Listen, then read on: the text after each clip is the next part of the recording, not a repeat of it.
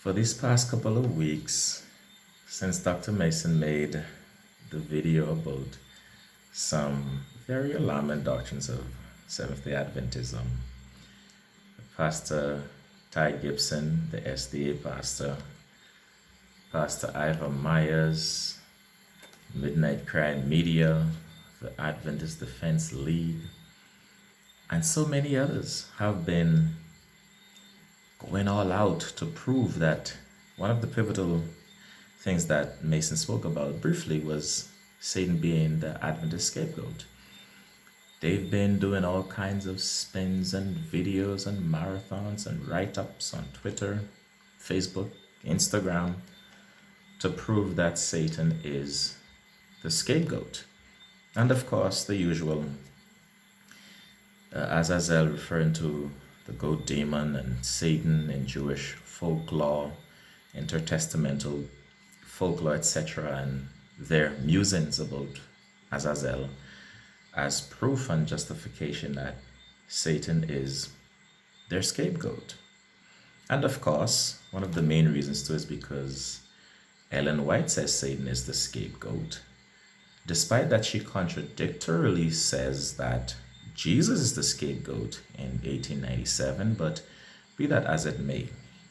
But brothers and sisters, with all the hours and hours of spins and justifications and arguments, and using all of these external Jewish folklore of Azazel and the goat demon to try to prove that Satan is the scapegoat, I want to ask you, Adventists, do you really want Satan to be a scapegoat?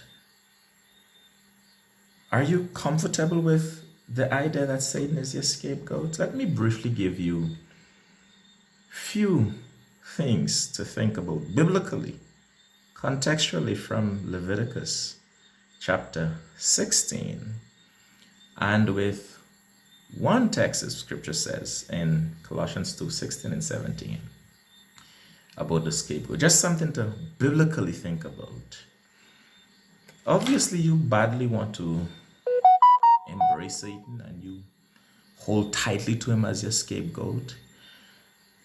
But are you willing to really venture on committing blasphemy and ignore the implications? The fact of the matter is, firstly, Satan cannot be your scapegoat. It's Jesus. Because Colossians chapters 2:16 to 17 makes it very clear that no one is to judge a believer on the matter of eating or drinking, festival, new moon, and Sabbath.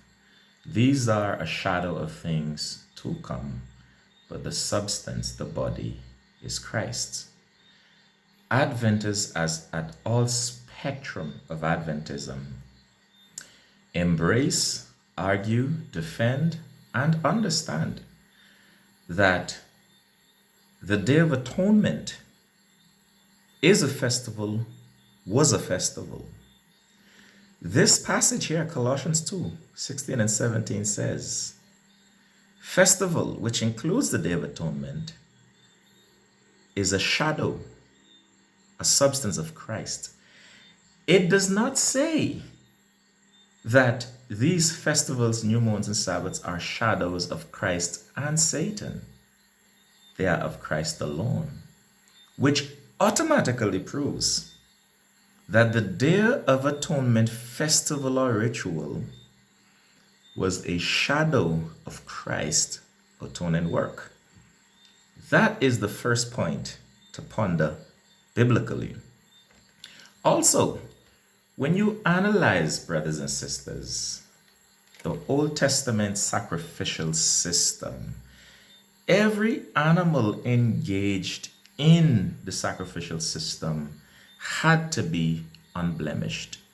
Whether it was a bird, dove, pigeon, whether it was a cow, heifer, bull, whether it was a lamb, a goat, whatever the clean animal was, the priest had to meticulously inspect it to ensure that it was unblemished and spotless. Any animal engaged in any Old Testament sacrificial ritual or festival ritual had to be meticulously inspected to ensure that it was unblemished. Brothers and sisters, this quality symbolizes the spotlessness of Christ. Are Adventists really trying to argue and convince us that Satan, if he's their scapegoat, since he is their scapegoat, is unblemished and spotless? That's another point. Here's another one. When you read Leviticus chapter 16, verse 5, the scriptures make it clear that both goats made one single unified offering.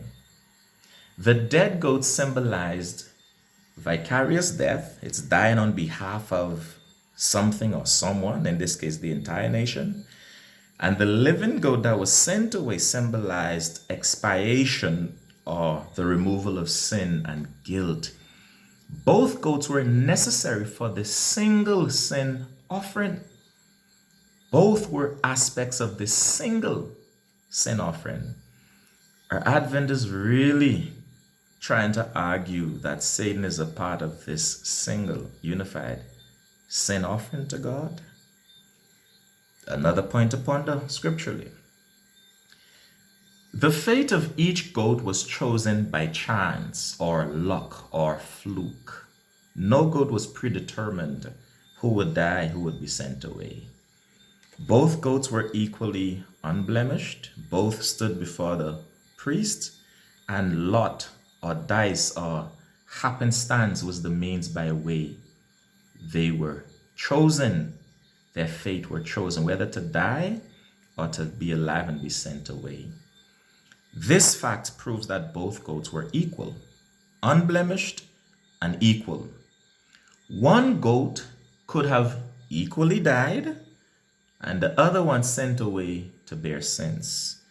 If Satan is one of those goats, are Adventists really comfortable arguing that Satan could have been the goat that died for sins and Jesus the one that is sent away to bear them? Although as a Christian, I believe that he truly was the one that sent away. But are you really arguing, Adventists, that Satan could have been the one that equally died for sin, while the other one, representing Jesus, sent away? Biblically, this is untenable. Last point.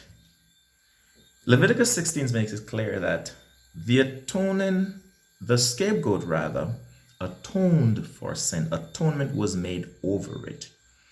Without the scapegoat's atonement, sins could not be removed, cleansed, nor erased. The goat that died vicariously for the sin, his dying was equally important as the one that was sent away to erase the sins. If one goat died but the other was not sent away, the ritual was not complete. Sins were not removed. Sins were merely died for, but they weren't cleansed. They weren't expiated. They weren't removed. And so the dying goat and the atoning goat are equal in this ritualistic process. You could not have one without the other.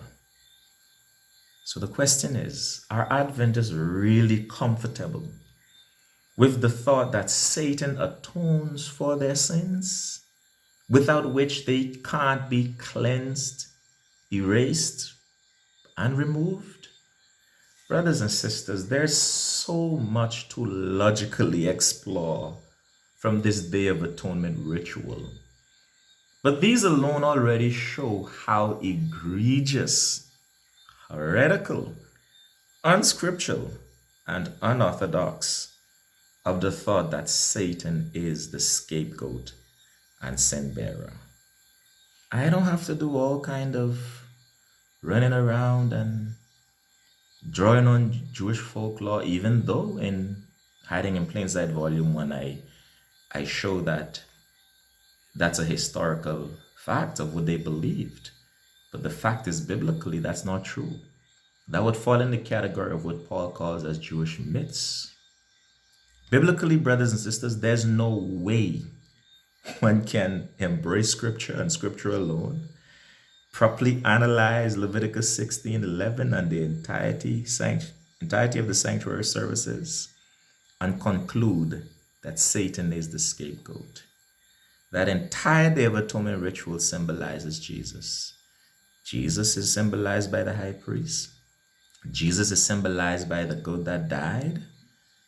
Jesus is symbolized by the goat that was sent away to bear the sins of others. In fact, that's precisely what a scapegoat is. A scapegoat was an innocent victim. That's what a scapegoat is. It's an innocent victim that bears the guilt, the penalty, the blame, the shame of others. This could never, brothers and sisters, be applied or said of Satan. I hope you really think about these things. And these are just few, by the way. I hope you just think about them, Adventists, and all of you Adventist pastors and apologists, before you continue to embarrass yourself and show the Christian world how heretical and cultic your views and doctrines are. And you would really embrace Jesus as your scapegoat and don't give Satan any credit for your atonement in your salvation.